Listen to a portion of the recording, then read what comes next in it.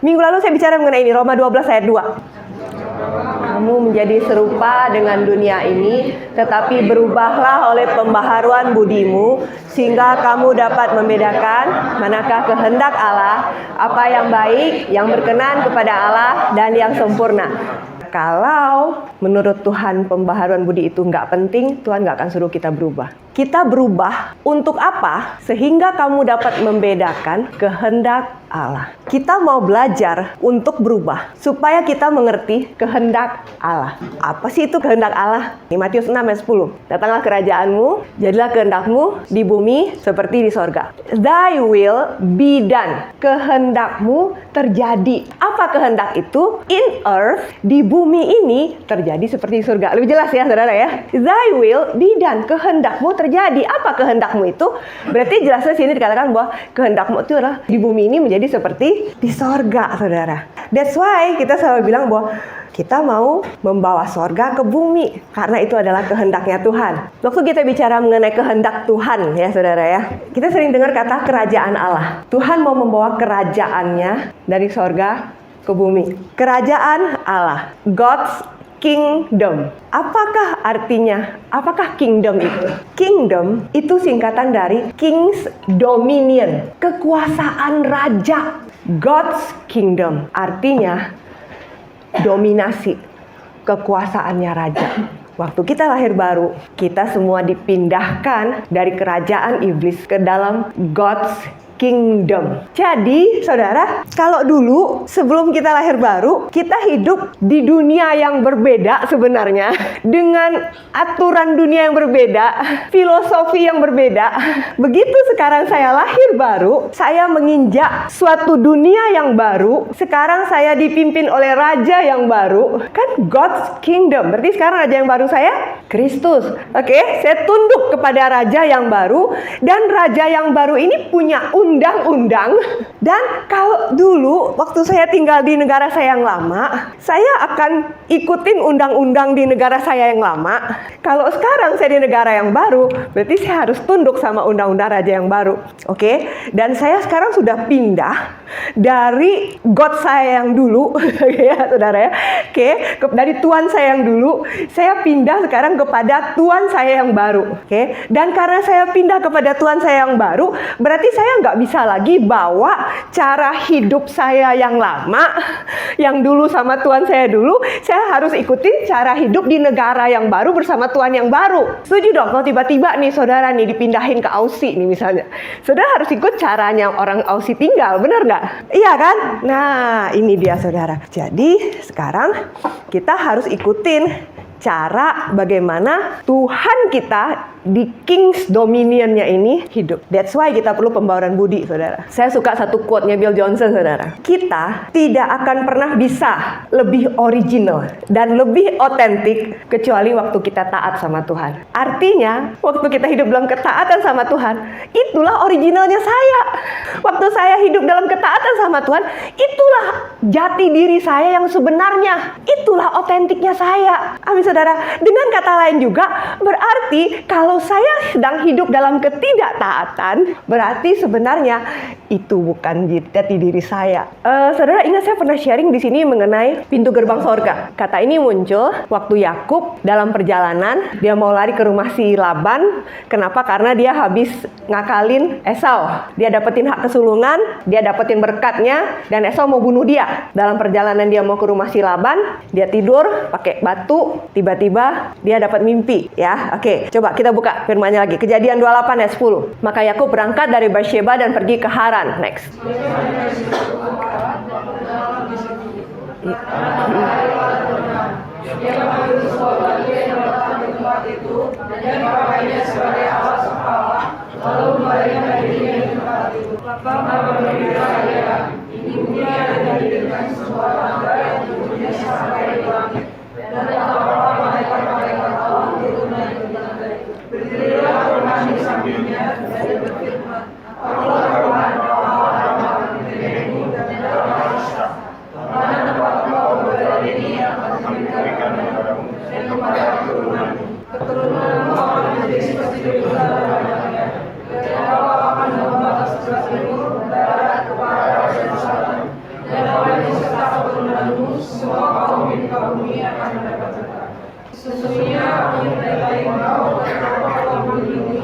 kemanapun kau pergi, dan aku akan membawa engkau kembali ke negeri ini, sebab aku tidak akan meninggalkan kau.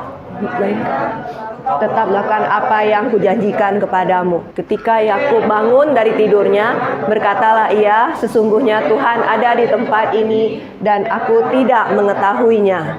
Ia takut dan berkata, alangkah dahsyatnya tempat ini tidak lain daripada Allah. Ini pintu gerbang sorga. Oke. Pintu gerbang sorga. Pertama kali kata ini dipakai di tempat ini. Dan ciri-ciri pintu gerbang sorga itu adalah, pertama, langit terbuka dan ada suara Tuhan. Pintu gerbang sorga. Ada koneksi antara Tuhan dengan manusia. Tuhan berbicara dan manusia mendengar. Ada janji Tuhan di situ. Tuhan janji tadi kan, akulah Allah yang akan memberkati engkau. Dan kemudian di pintu gerbang sorga itu ada malaikat Tuhan naik turun. Dia bilang, ini tidak lain dari rumah Allah. Ada hadirat Allah di situ. Kitalah pintu gerbang sorga. Waktu Yesus hidup di atas muka bumi, di Yohanes dikatakan bahwa firman itu telah menjadi manusia dan diam di antara kita. Siapa firman itu?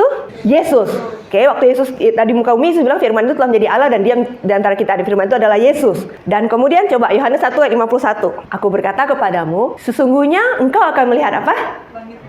Nah, tadi di Yohanes 1 ayat 14 dikatakan firman itu telah menjadi manusia dan diam di antara kita. Dan kemudian Yesus bilang, sesungguhnya engkau akan melihat langit, diulangi lagi loh. Dibilangin lagi, langit terbuka dan malaikat-malaikat Allah akan turun kepada anak manusia. Ini berarti Yesus bicara lagi mengenai apa tadi? Pintu gerbang sorga. Jadi saudara, kata pertama itu muncul di Yakub ya. Tuhan sudah mengajarkan pintu gerbang sorga. Tuhan mengajarkan tentang apa? Ini loh pintu gerbang sorga. Ini gereja. Amin saudara. Dan kemudian waktu Yesus datang, Yesus bilang, aku loh pintu gerbang itu. Kamu akan lihat langit terbuka, malaikat-malaikat turun kepada siapa? Anak manusia. Aku loh pintu gerbang sorga itu. Amin saudara. Dan sekarang Yesus sudah naik ke sorga. Siapa pintu gerbang sorga itu? Kitalah pintu gerbang sorga itu. Pintu itu apa? Pintu itu adalah sesuatu yang menghubungkan dua dimensi. Kalau ini pintu ini untuk menghubungkan ruang kebaktian dengan tangga buat ke bawah. Menghubungkan dua tempat. Saya adalah pintu gerbang sorga. Saya juga menghubungkan dua tempat dong. Apa itu? Sorga dan bumi. Makanya tadi kita bicara mengenai kehendak Allah. Kehendak Allah. Thy will be done on earth as it is on heaven. Di antara dua dunia ini ada pintunya. Siapa pintunya? Saya. Sayalah pintu yang menghubungkan. Kalau ini saya bilang bumi, ini surga. Sayalah pintunya. Saya yang berdiri di antara dua realita ini. Sehingga saudara, waktu saya masuk ke dalam realitas sorga, saya bertemu dengan Tuhan saya di sini. Saya mengalami kekuatan di sini. Dan kemudian saya keluar, saya pergi ke realita dunia. Saya lihat, kamu lagi sakit. Saya akan berdoa buat dia. Saya menyembuhkan dia. Apa yang terjadi? Saya sedang membawa sorga ke bumi. Kenapa? Karena ketaatan saya. Karena keradikalan saya. Saya bergerak sebagai pintu itu. Harusnya seperti itu. That's why tadi saya suka banget sama Bill Johnson bilang, kita nggak akan pernah bisa lebih otentik ya saudara ya. Kita nggak akan pernah bisa lebih original kalau nggak dalam ketaatan ya. Kecuali kita dalam ketaatan sama Tuhan saudara. Dengan kebenaran ini, pagi ini saya mau ajak saudara, kita mau lihat dan kita mau belajar dari firman Tuhan supaya kita tidak melakukan kesalahan yang sama.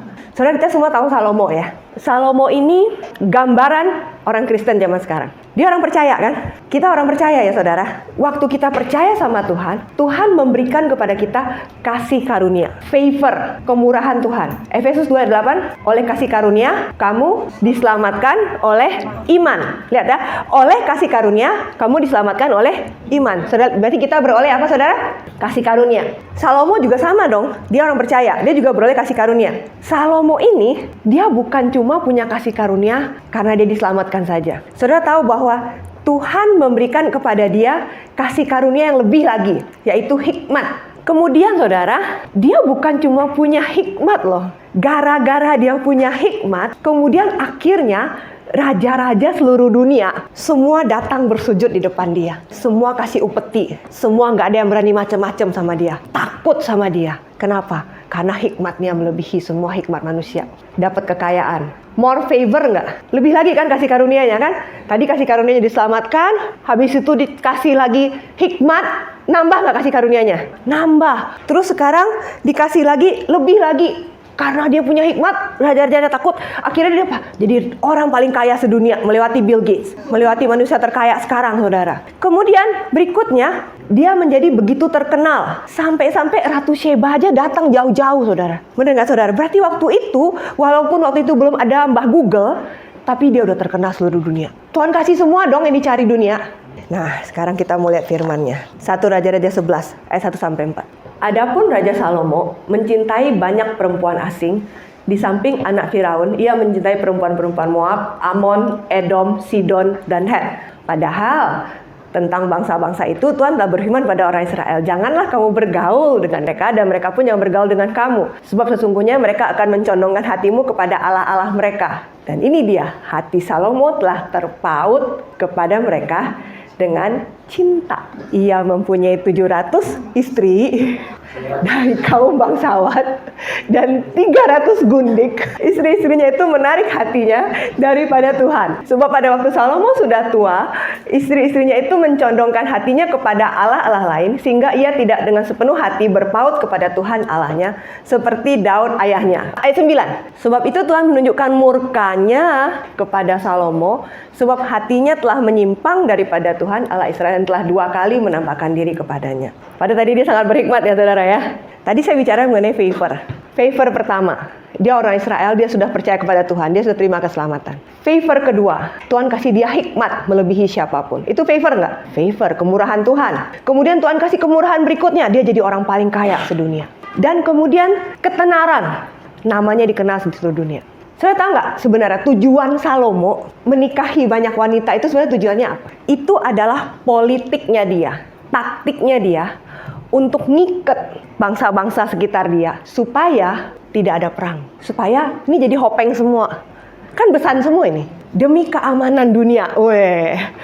Kedengarannya keren kan? Demi keamanan dunia. Karena selama Salomo waktu itu nggak ada perang.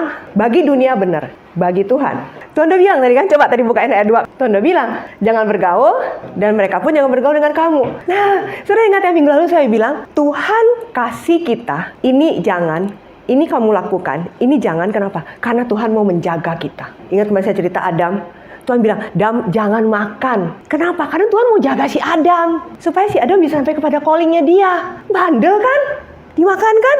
Akibatnya, harga yang dibayar terlalu mahal. Mahal nggak harganya untuk sebuah ketidaktaatan? Mahal banget. Bukan cuma Adam, semua manusia jadi berdosa. Benar nggak saudara? Sangat mahal harganya untuk sebuah ketidaktaatan. Ini orang, aduh, dibilang jangan bergaul malah kawin mengawin gitu kan.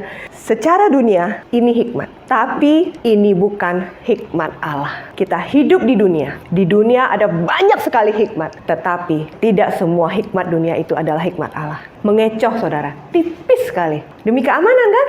Bis kok, benar. Hikmat dunia yang tidak sesuai dengan firman Tuhan akan membawa kita kepada yang namanya kompromi. Sehingga kalau saudara baca kisah Salomo, saudara sudah tahu endingnya tuh nggak enak banget. Harga yang harus dibayar untuk sebuah kompromi sangat mahal.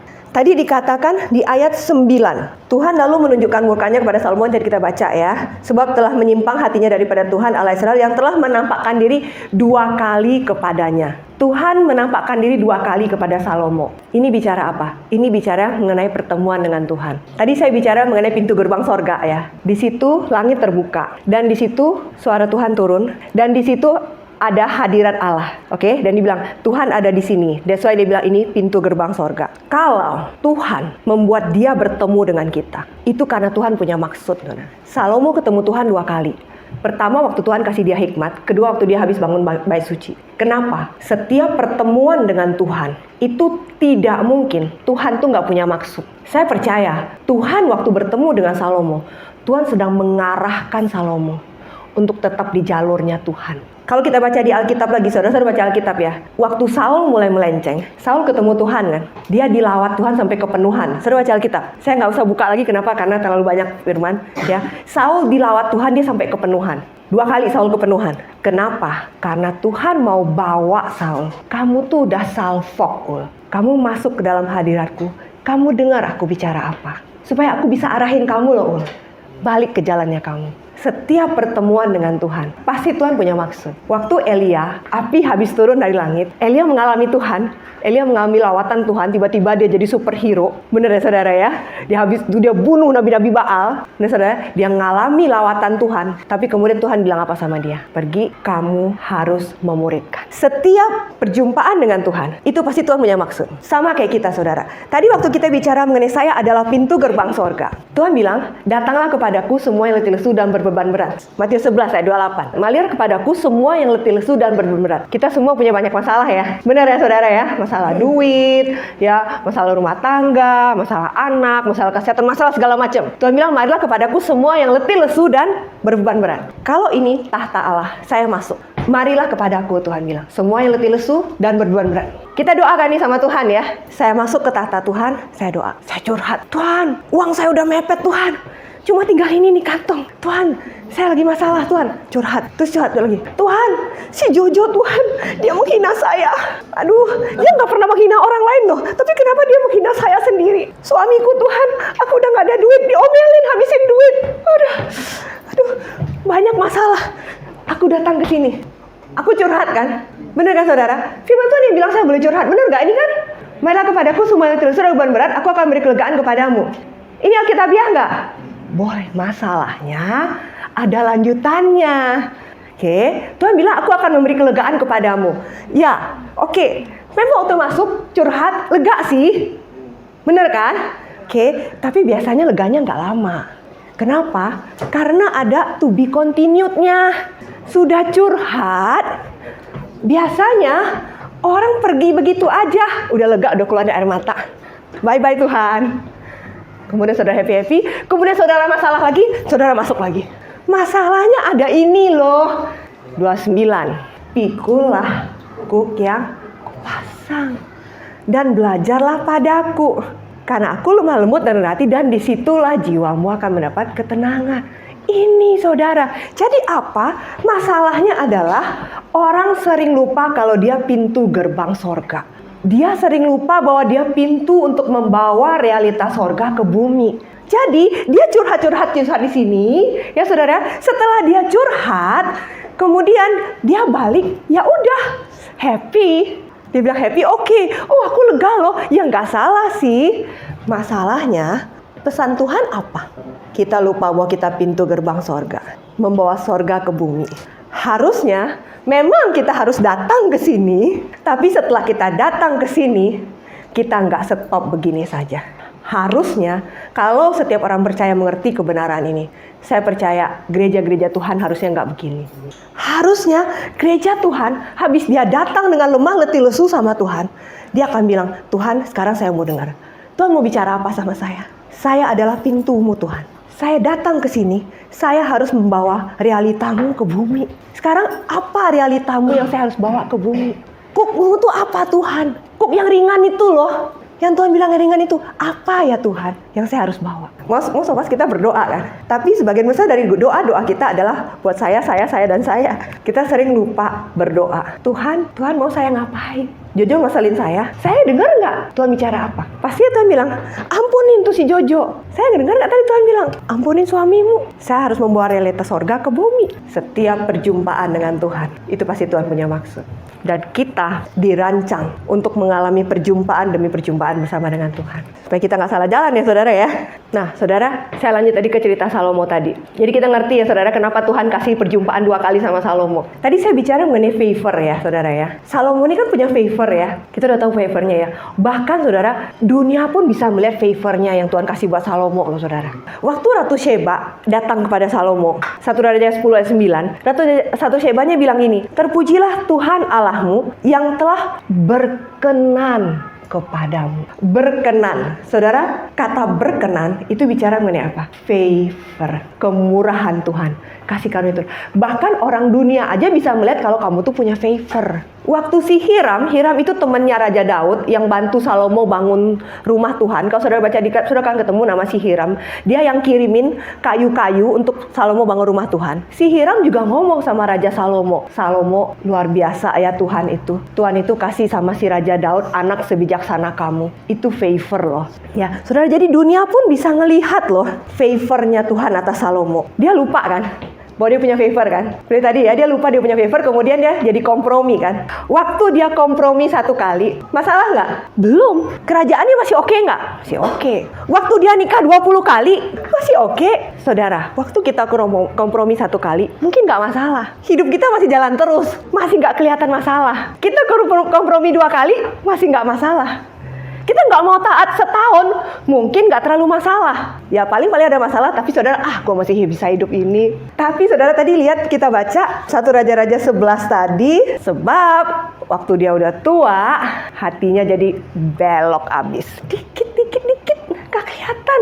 1 istri, 2 istri, 3 istri, 4 istri, 5 istri, sampai akhirnya 1000 istri, dia nggak sadar. Udah nggak bisa balik, hatinya udah condong banget. Dan akhirnya kerajaannya harus dibagi 2. Saudara tahu ya? Endingnya ya nggak bagus banget. Saudara, Tuhan kasih kita favor tuh buat apa sih? Tuhan kasih kita favor. Tujuan Tuhan adalah, pertama, kamu jadi berkat buat orang di sekeliling. Salomo, Tuhan kasih dia favor supaya dia jadi berkat buat bangsa Israel. Saudara baca Alkitab ya, bagaimana raja ini begitu bijaksana. Dia jadi berkat buat Israel. Waktu favor itu bekerja, orang-orang akan melihat bahwa dia punya Tuhan yang dahsyat, supaya orang datang sama Tuhan, supaya nama Tuhan dimuliakan. Ketiga, Tuhan kasih dia favor. Sebenarnya apa? Waktu dia hidup memberkati bangsanya, dia hidup memberkati nama Tuhan. Sebenarnya favor itu kembali kepada dia. Dia juga yang menikmati. Saudara lihat nggak dia menikmati? Dia menikmati kedudukannya sebagai raja. Dia menikmati uangnya banyak. Benar nggak saudara? Dia menikmati semuanya kan? Sama. Buat apa Tuhan kasih kita favor? Saudara tahu nggak bahwa waktu kita diselamatkan, kita bukan cuma terima keselamatan. Di Alkitab, kata yang dipakai adalah sozo. Saya bukain sama saudara. Matius 1 ayat 21. Ia akan melahirkan anak laki-laki, dan kau akan menamakan dia Yesus, karena dialah yang akan menyelamatkan umatnya dari dosa mereka. Di Perjanjian Baru, kata sozo yang pertama muncul di sini. Kata menyelamatkan di sini dipakai kata sozo. Dialah yang akan mensozo umatnya dari dosa mereka. Sozo di sini bukan bicara hanya menyelamatkan dan mengampuni dosa, tetapi di sini bicara apa? Di sini bicara menyembuhkan, melepaskan. Ya, di dalamnya ada kelepasan, saudara. Di dalamnya ada apa lagi, saudara? Wholeness, give wholeness, memberikan kepenuhan, kealahannya ke dalam diri kita. Ini arti kata sozo, saudara. Dan di dalam sozo ini juga terkandung apa? Total freedom, kebebasan penuh untuk hidup di dalam sozo itu. Kebebasan penuh bukan untuk melakukan segala hal, tapi kebebasan penuh di dalam sozo itu. Jadi saudara, kita ini sekarang saya mau tanya, ini di dalam sozo terdapat favor nggak? Favor. Semuanya berkat, keuangan, ini semua di dalam. Komplit. Tuhan bayar semuanya. Ada kesembuhan, ada kelepasan, berkat keuangan, sukacita, damai sejahtera, semua di dalam. Dan saudara tahu waktu wanita pendarahan tuh ya, waktu dia jamah jubah Yesus ya, Yesus bilang kan, imanmu telah menyelamatkan engkau. Kata ini pakai juga sama, imanmu telah mensozo engkau. Artinya apa? Waktu dia sembuh, dia percaya kepada Yesus, sozo itu langsung datang. Amin saudara. Jadi berarti kita semua ini sudah dapat dong favor of God. Kita udah dapat dong sozonya. Amin saudara. Nah, tujuannya apa? Kembali lagi dong. Tujuannya apa? Sama kayak tadi Salomo. Untuk memberkati orang-orang di sekitar saya, keluarga saya, teman-teman saya, orang-orang yang saya kenal. Siapapun orang-orang yang bisa saya berkati di sekitar saya. Dan kemudian lewat itu saya meninggikan nama Tuhan. Kenapa? Karena saya memperluas kerajaan Allah di muka bumi. Lewat orang-orang ini yang saya bawa kepada Tuhan. Dan sama seperti Salomo. Kemudian saya juga yang mendapatkan favor itu. Benar gak saudara? Waktu saya hidup di dalam panggilan saya, tidak ada yang lebih sukacita, tidak ada yang lebih damai sejahtera, kecuali waktu saya hidup di dalam panggilan saya. Satu persatu saya mengalami kemenangan. Saya mengalami kemenangan dalam hal keluarga, saya mengalami kemenangan dalam keuangan, saya mengalami kemenangan dalam didik anak. Satu persatu, favor Tuhan ditambahkan dalam kehidupan saya. Saudara tahu bahwa Tuhan sudah kasih kita favor, dan favor itu masih bisa bertambah. Saya kasih lihat saudara firman-Nya. Waktu Yesus dipersembahkan di bait Allah, Lukas 2:52. Yesus makin bertambah besar, bertambah hikmatnya dan besarnya, dan semakin dikasihi oleh manusia. Ini bahasa Indonesianya kurang jelas, ya. Dia cuma bilang bertambah besar, bertambah hikmatnya dan besarnya, dan makin dikasihi. Ya, saya kasih lihat saudara bahasa Inggrisnya supaya saudara bisa lihat bahwa favor Tuhan itu bisa bertambah-tambah dalam hidup kita. Jesus increased in wisdom and stature. Lihat ya, increase-nya dalam hal apa tadi? Wisdom, hikmat, dan tubuhnya tambah besar. Karena Yesus itu 12 tahun, ya. Oke. Increase dalam hal apa lagi? Saudara lihat, kalau saudara belajar bahasa Inggris, saudara lihat ya, increased in wisdom. Dan in-nya ini apa? Berarti increased in favor. Kalau saudara belajar bahasa Inggris, saudara ngerti ya? Increased in. Lihat ya, bertumbuh dalam wisdom dan bertumbuh dalam faith. Berarti prinsipnya apa? Waktu itu Yesus taat kan? Belum waktunya. Dia di bait Allah, dia udah lebih pintar dari semuanya, tapi belum waktunya, dan dia taat, dia kembali ke rumah orang tuanya. Dalam ketaatan, favor itu bertambah. Jadi gimana saudara? Kita harus bertumbuh. Untuk supaya kita bisa bertumbuh dalam ketaatan, gak ada cara lain. Harus bangun hubungan sama Tuhan. Pintu gerbang itu harus masuk ke sini. Harus dapetin dari sini. Harus makan dari sini. Amin saudara. Supaya dia bisa hidup dalam ketaatan dan favor Tuhan bertumbuh. Saudara, terus ada orang kemarin tuh ngomong sama saya gini. Dia ngomong gini, saya baca firman, tapi habis itu hilang-hilang terus. Habis itu saya lupa saya baca apa. Saudara pikir saya ingat semua yang saya baca? Mentang-mentang saya khotbah di depan. Enggak juga, saudara. I do my part gitu ya. Saya baca, saudara ya. Tapi saya juga nggak bisa ingat semua yang saya baca. Beberapa saya ingat remanya. Tapi saudara, ilustrasinya gini. Minggu lalu, saya makan nggak? Makan.